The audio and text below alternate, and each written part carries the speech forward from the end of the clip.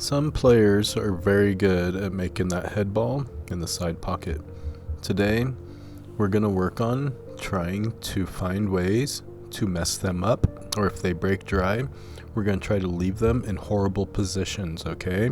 So the first thing I'm going to do is just run down about 45 seconds of the shots I want to teach you today, or at least give you an idea of when you maybe come across something similar that you can apply it to the game or the match that you're in. So some of these are going to seem very basic and simple, like this. I'm just setting up that 9 ball. If your opponent happens to have missed the kick, then you have an easy 1-9 combo. If they make the hit, you still have a shot at the table and it's pretty open.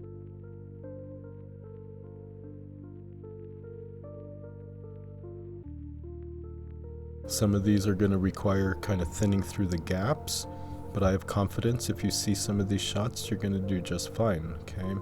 Some are going to use a little bit of inside English, but you're going to get the idea by the end of the video.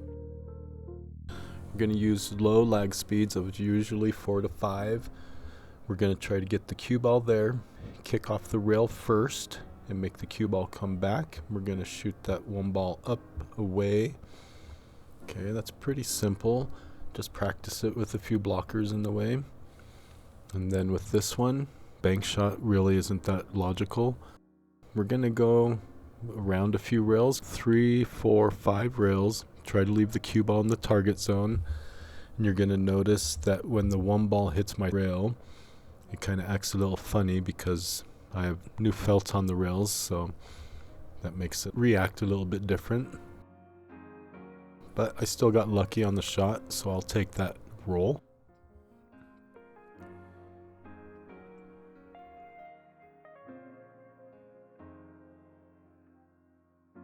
And then here's another shot that seems very typical.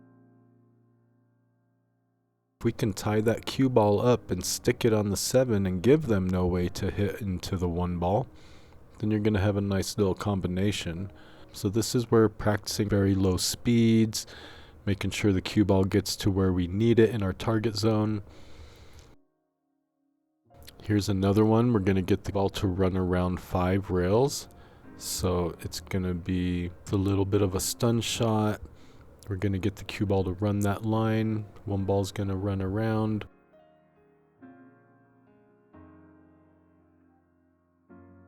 And usually, if the table looks easy, we're going to go for the run out.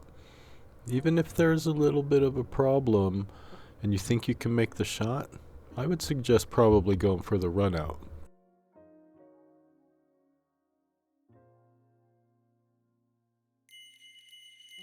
But when there's more things tied up, I would probably just try to go for the safe to get back to the table and hope things have opened up a little bit more than the last time I was there.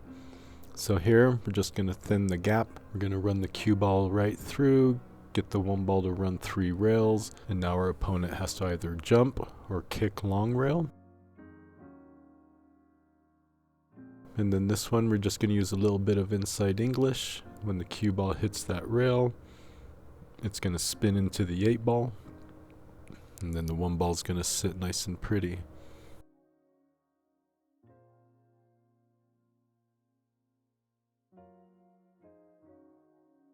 Okay, remember safeties are necessary. Practice ball speed. Create a mental target for the cue ball. Before a match, bounce balls off the rails and adjust the speed, and believe in yourself.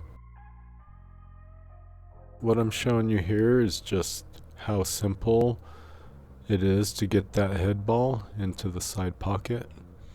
Okay, I'm just gonna keep whipping it around.